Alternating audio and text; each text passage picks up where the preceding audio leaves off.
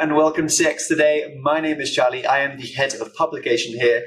And today I'm thrilled to introduce a discussion all around how AI is changing contact center procurement and how businesses can can safely boost their customer service investments. And joining me for this conversation are two excellent guests. Yes, today I am happy to be joined by Wayne Butterfield, partner for AI automation and contact center transformation at ISG, and Christoph Börner, the VP of Engineering at Cyara. Thanks both very much for joining me. I actually really want to start this discussion off with a stat that I read from a recent metric Sherpa report. And it found that less than 1 in 5 AI buying decisions for contact center are now completed by the contact center. Instead, it's mainly IT teams. And it'll be great to kind of start with that stat. And Wayne, maybe I'll come to you first on this. What's sort of caused that pivot?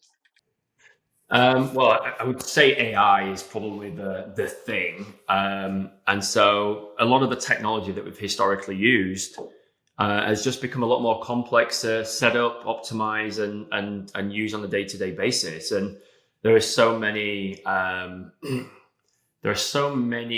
things being bells and whistles being added into all of these technologies that I would say it's very difficult for somebody who's not of a technical mindset to be able to correctly evaluate the capabilities. Now, that doesn't mean that IT know what the contact center needs. It just means that IT is more relevant in those buying decisions now because of the more technical nature on each and every one of these tools. Anything from WFM to quality assurance.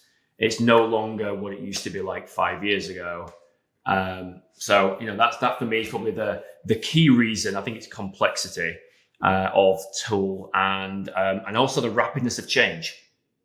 So all of these tools are reinventing themselves every 12, 18 months. It's very difficult for a contact center exec to know whether they need a lot of the stuff that people are selling. Yeah, I think that's really interesting. It's been a fabulous trend for me to watch at CX Today. When I started here around 4 years ago, the IT department was like just an offshoot of sort of the overarching enterprise IT unit that just looked after the contact center because it dealt with the hard stuff, the numbers, the voice, and it wasn't really part of the overall transformation, overall enterprise transformation story. And that seems to have changed. I don't know, Christoph, if you have any thoughts on this as well. Well, my thoughts are I totally agree with you guys. Maybe from my perspective, I also see this huge shift. And just a few years ago, AI in contact centers meant something like simple NLP and NLU-based bots or a piece of speech analytics or something like that, meaning basic tools. And these tools were easy for CX teams to deploy, to run, to buy themselves. And this has now changed completely over the last, 18 months or something, where AI has moved from being, let's say, an operational tool to being a whole enterprise capability or enterprise strategy. And as such, it touches sensitive customer data. It needs integration with all kinds of knowledge systems, your CRM, your ticket system, whatever. And, IT sits right in the middle of the company's security and governance framework. So I think at the end of the day, it's only natural that IT stepped in here. They own these data pipelines. They manage compliance. They also understand AI's model lifecycle. What happens with data? Where does it go? How does reasoning happening? And all the infrastructure that the CX teams typically don't. Therefore, I think AI is no longer in contact centers an isolated project like it was a few years ago. It's a strategic decision. I totally agree with Wayne. The opportunity here is huge, but there's also this challenge for CX leaders to stay at this table with the IT guys, because these guys know technology and governance and so on, but they usually have no clue about customer experience and what the CX teams do. So that's my 2 cents on that one. Yeah, I think that's great. And if there's one word maybe to summarize both of your answers, I guess it's complexity. There is more of a complexity involved now in tech deployments within contact center. And I guess I would hope that with that complexity maybe came some more advanced sort of use cases for AI. Are you seeing that in practice, Wayne? Yeah, I mean, absolutely. If I think about some of the latest inventions that I'm seeing in the service provider community, for example, having a contact center agent being able to be tested on reconstructed calls with a voice agent to be able to fine tune their ability to negotiate, problem solve, etc. I mean, I remember, 20 years ago in the contact center myself, having to do role plays, really embarrassing role plays in a training room, where you'd have a script in front, and it was just so unnatural and also very kind of unnerving. Now, every individual has an ability to choose the type of call that they want to listen to, how obstructive the consumer is going to be, etc., all because of AI. That's a great user case. On-the-fly training creation, so the ability to get knowledge out into the hands of people and it be personalized. Having auto scoring of calls, which then leads to new training material being pushed, which that may then lead to actual calls so you can practice. As a contact center agent now, AI, as much as people talk about AI taking things away from the contact center through conversational AI and other capabilities, it's actually added a load of other stuff that has really enabled. And then you add Agent Assist on top of that, live on calls doing stuff. It literally has, AI has the ability, when deployed in the right way, to transform the role and the glide path of every agent that decides to work in this industry.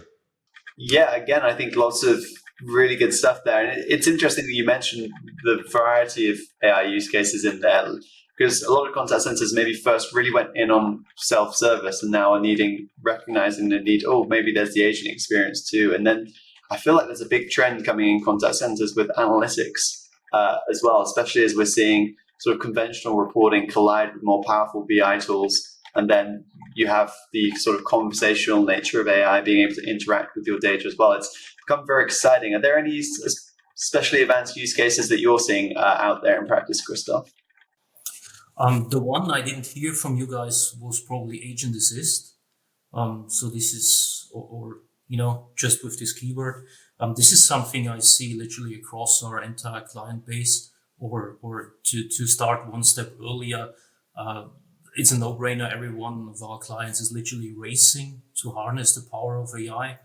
And, usually coming from top leadership, we need to be AI first. And literally everyone is on this transition, going from old school legacy contact centers to something that is AI powered. And on this transition, we usually see the first step. Hey, let's do something internal that is not immediately client facing, where we have some room to learn and to learn our lessons and make some errors. And this is usually Agent Assist, assisting your agents with guidance by collecting data from knowledge bases, all that stuff. It's of course already super challenging from a QA and testing experience, or challenge for our clients out there. And then, the next step is typically, or the next use case, some hybrid contact center where, you still rely on some scripted paths, if you want to call it, maybe the main business cases, but at some points really introducing AI-driven parts of the journey. And this is then where they open the box of Pandora, because at this point, the question of test coverage of are we good to move to production? Yeah, who takes the responsibility?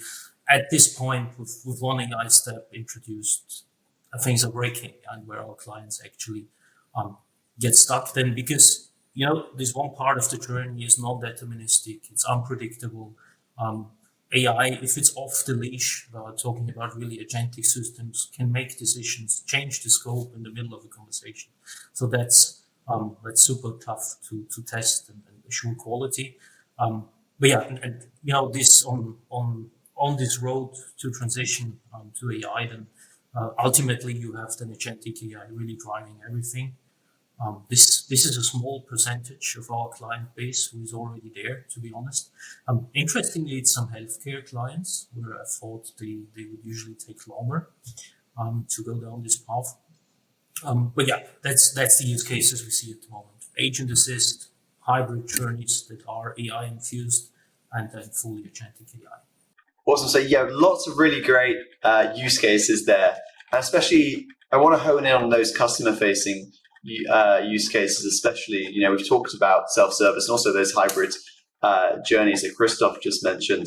Yet we're still seeing such negativity from customers when it comes to the deployment of AI in customer service. I feel like I see stats on this almost every week now. So why, despite the positives that we've mentioned, is there still such negative perceptions? I don't know, Wayne, if you want to kick off on that one.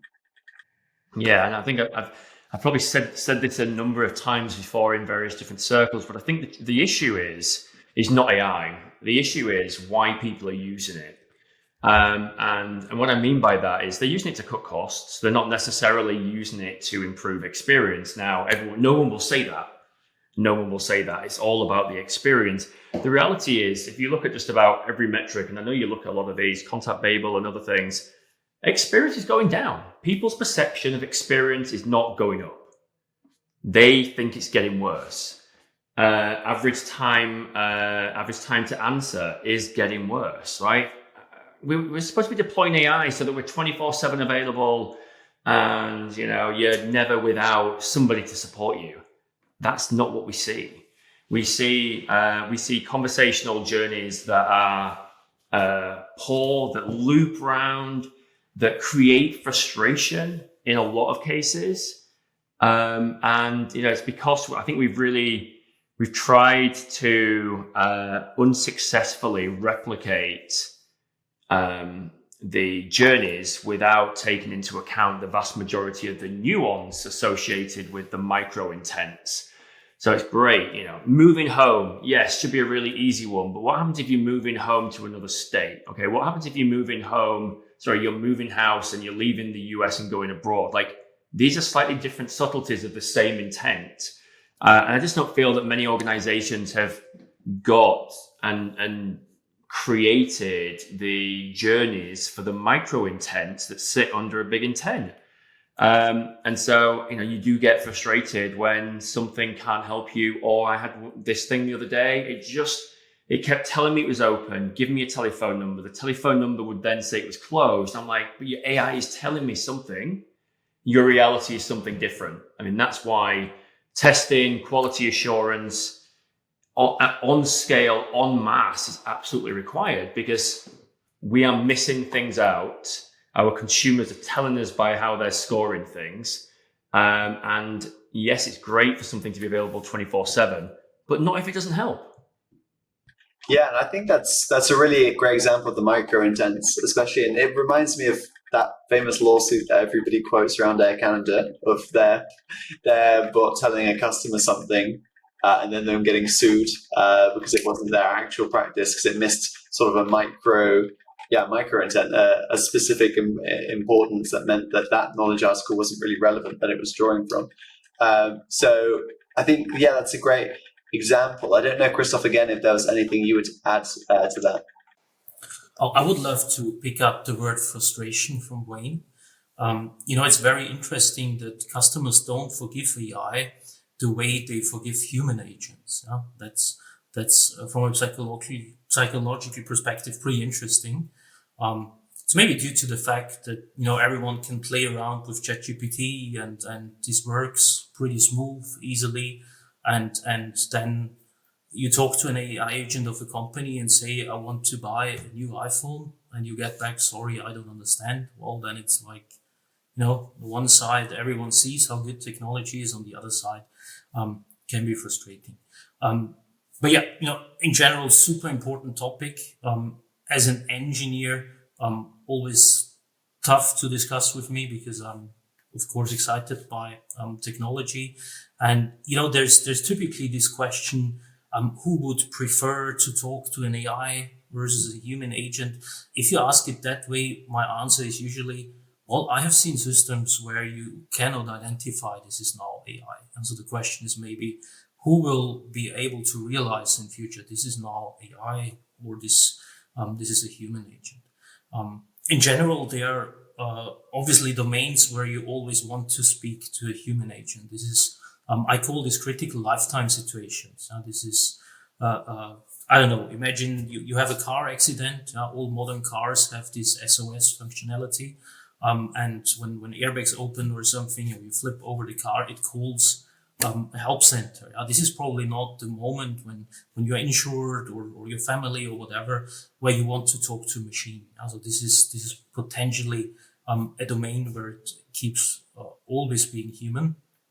But one term that wasn't mentioned yet is trust. So it's from my point of view, trust is really the main currency in these AI-driven customer engagements. And customers, they are not so much running for super fast answers. They want content to be accurate. It should be secure, and it should be consistent, and it shouldn't feel unethical or biased, for example. This is the moment where trust is gone instantly, and that is why it is so important to build this trust and to make sure that you're deploying an AI that is responsible and feels confident. In general, the whole thing is, I think, bigger than the topic we are discussing today. It's AI has a huge impact on our society. When I hear there's a school across the street of my office, when I hear the kids, the teenagers talking that, in my days back at university or high school, we were Googling for information. They are searching for everything on ChatGPT or Gemini or Copilot. And it's technology provided by Microsoft, by Google, by OpenAI, some of the most successful players out there. So what I'm trying to say is these kids take everything for gospel that ChatGPT will tell them. And therefore, stuff like accuracy and ethics and all these things are super important. Otherwise, we will see this in 10, 15 years. What it does to our society. At least from my point of view, just to add, it's not only about the kids and teenagers, it's the same with everyone else. It's also me. First of all, I trust what I get from AI. Being said, that's a dangerous thing, and that's why we have built a whole suite of products that is called AI Trust, dealing exactly with these challenges, making sure things are accurate. And this is, also a reason why a lot of our clients are getting stuck in a lab phase or POC phase with the AI projects, because there is some leader who asks the CX lead, are we sure that we are not the next Gemini? Or back in the days, it was called Google's BART introduction. Remember, one hallucination, Alphabet shares go 7% down. It's just one hallucination, but cost Alphabet $100 billion. So, and as a CX lead, what can you answer there? Yes, I'm pretty sure. So there's only, at the end of the day, testing, quality assurance to make sure these things are in place. And it's at the end of the day, it's less about dollars. When I mentioned before, healthcare providers, if you ask an AI today about medication or something, if answers are not accurate enough, this could pretty soon lead to deaths.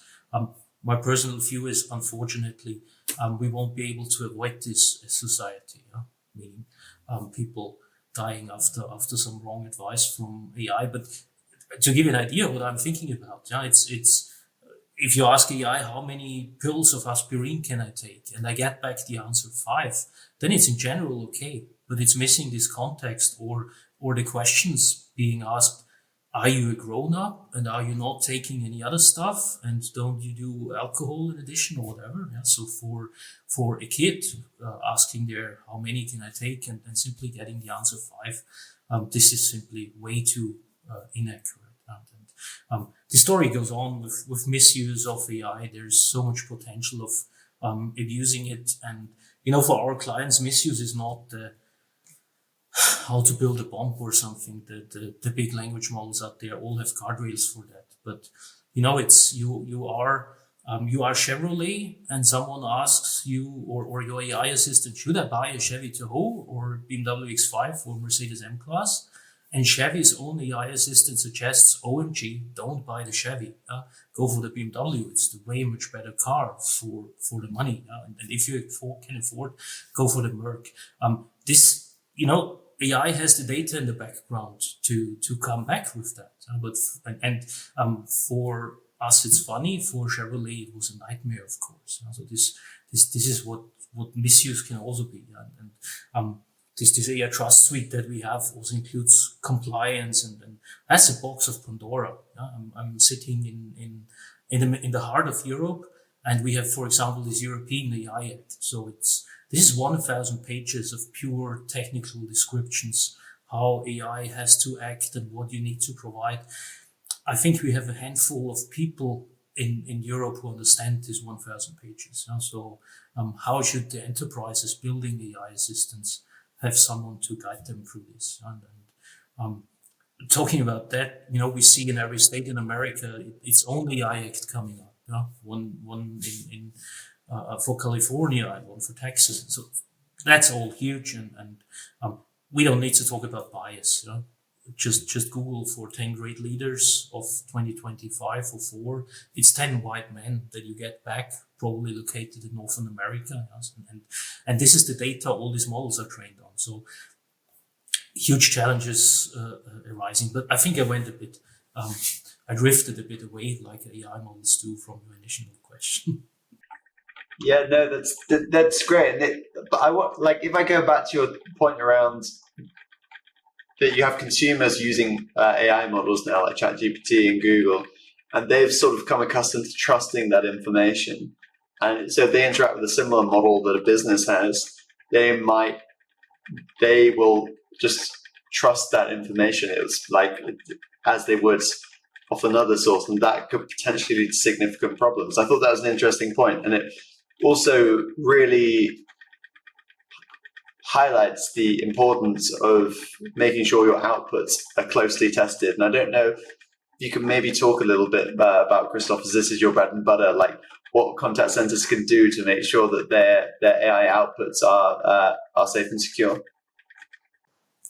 Yeah, it's the testing and assurance is simply becoming a must-have. And these days are gone where you could deploy something and use your clients as testers. As said before, trust is then immediately lost and will be super hard to get them back. I think I also mentioned before, a lot of our clients in this transition get stuck in a POC phase because they simply can't answer these questions like, can we go live? Who makes this go live decision? Because this traditional KPIs like test coverage, this is what testing always was about, reaching a certain point of coverage and then we can go live. Well, how do you reach sufficient test coverage for ChatGPT or Gemini? Or they can talk about everything, also outside of your business domain. And the even bigger challenge is if you ask them 10 times the same thing, something rather easy. Who is the president of the United States? It will tell you 10 times it's Donald Trump, but it will be 10 times a different journey, meaning different phrasing going through some different steps. And testing is defined as comparing an expected result with an actual one. And the expected one, what is it? You don't know how AI acts. This is this non-deterministic, unpredictable behavior. And that's the second big challenge next to this whole trust part. With automation, of course, we can run, millions of tests on an API layer against something like ChatGPT, probably in a few minutes. But what is our expectation if we don't know what we get? And this simply led us to, and that's obviously the only way of covering it, to introduce also AI agents on our side to test the AI on the contact center side, because our AI agents, and we call this agentic AI testing, they can dynamically adapt in such a customer journey, to literally everything that is coming back or responded on the other side in the contact center. And at the end of the day, they are pursuing a goal. So, instead of, in the past for some electronic shop or whatever, we would have defined step by step, I want to buy a new iPhone, and you put all the stuff there, and at some point we would have gone to, and I want to trade in my old one. This would have been a test case with 50 steps, and all the time you run it, exactly the same behavior. Now with this new world, this AI era, our users simply define, I want to trade in my iPhone, my old iPhone, and get a new iPhone 17. That's it. And our AI agent would dynamically pursue this goal. And, super interesting with this new era is also, we are completely going away from, did we reach the goal or not? So, in the past, testing was always binary, red or green, passed or not passed. This is not working out anymore. In the meanwhile, we are going to provide CX scores to our clients, telling them, well, the goal was reached, but you know what? It was not a smooth customer journey because, maybe the tone was not good, the sentiment was not good, it took too long, whatever. There's so much stuff that we are providing in the meanwhile. And, at the end of the day, I think this is what separates successful production systems from those that never make it out of this lab or POCs. And when talking to prospects, I'm usually saying something like test now and thank yourself later. Is to put one sales phrase there. But this is really what it is. There's no way around it. Yeah, absolutely. Making mistakes where nobody sees them, I guess. I don't know if there's anything that you would add to that at all, Wayne. Excellent. Only that the detailed explanation that Christoph has given over the last two answers kind of just highlights why specialized tools are needed in order to ensure that the experiences we are creating, especially in the world of generative AI, are ones that we trust as the brand and the ones that the consumers trust as the person receiving the answer. And it just highlights the complexity that the complex testing nature that somebody has to go through to use the latest AI. And I'm just thankful that people like Christoph are in the background creating tools that are going to support us. Yeah, absolutely. And it makes me think too, like if I go back to the kind of first parts of our conversation when we talked about just how many AI use cases there are now. And like we've spoken a lot about the customer facing AI use cases, but also you have AI giving agents not information that is incorrect. That's a big danger. And seems like there's many more dangers beyond just that customer facing AI. I don't know, Christoph, maybe I'll come back to you first on this. How more of a complete customer experience assurance strategy can help contact centers overcome some of those potential issues. Yeah, so the one you're touch basing on is actually a super complex one, or so to say, without having this strategy, you're completely lost. And I was by accident today speaking with a customer that wants to exactly test this agent assist assurance. And when you look at the components being involved into their system, you realize quickly that, without a proper testing and automation strategy, you won't be able to cover this. There's, an agent assist technology coming from Google Agent Assist. There is a contact center like, I think it was Genesis. Then there is the agent assist tool, meaning that the agents are using to pick up the phone and get assistance, which is Salesforce. In addition, the client was telling me, oh, and by the way, in the upcoming months, I want to change to a new contact center and maybe a different agent assist technology and all of that. And of course, there's around all of that, when you look at the architecture, some carriers that are involved and some orchestration layers to bring in more data from some knowledge bases. And then the client is like, I want to automate this, and Cyara, please schedule calls for us that go through this entire pipeline, simulate the human agents picking up the phone, And to get there, of course, the IVR, first of all, you need to get into the right routing, by saying I want to talk to a human agent, so getting out of the self-service paths. And when you actually talk then to the real agent, you need to trigger the right intent so that the agent assist responses are generated, and then we need to do assurance there. And as we had it before, there is this huge complexity of, let's say it's a bank, and I want to lock my credit card. Let's say this is the intent. Then, as an LLM is generating the agent assist content, with every call we do, it will be slightly different. So there you have also this challenge of unpredictable behavior. Plus, in addition, what are all the potential intents that a banking customer could ask an agent for? So meaning what should trigger agent assist? So also that is something that our AI agents would do. And, with all this complexity of this ecosystem, the client is saying, and you know what? On bad days, we have 10,000 clients calling us in the same second. So do this on scale with 10,000 calls, all these AIs involved, making sure that every call that is triggered gets routed to the right virtual agent that we are simulating and so on. So there is a huge complexity to your point. And that's something that no one can do manually anymore. This is a topic for automation. Excellent. That was great, Christoph. I see you're nodding your head there, Wayne. Is there anything that you would maybe emphasize there? No, just to re-emphasize the fact that the testing is now almost impossible to do manually in a lot of the areas that we need to do. And the reason is you can no longer just test something once. Actually, this is where it gets really bad. Every way that you say an intent could potentially trigger a different answer, same answer, but worded differently. So not only now do you have to test the intent and the response, you have to test every utterance of every intent and its response. Testing just got 20 times harder.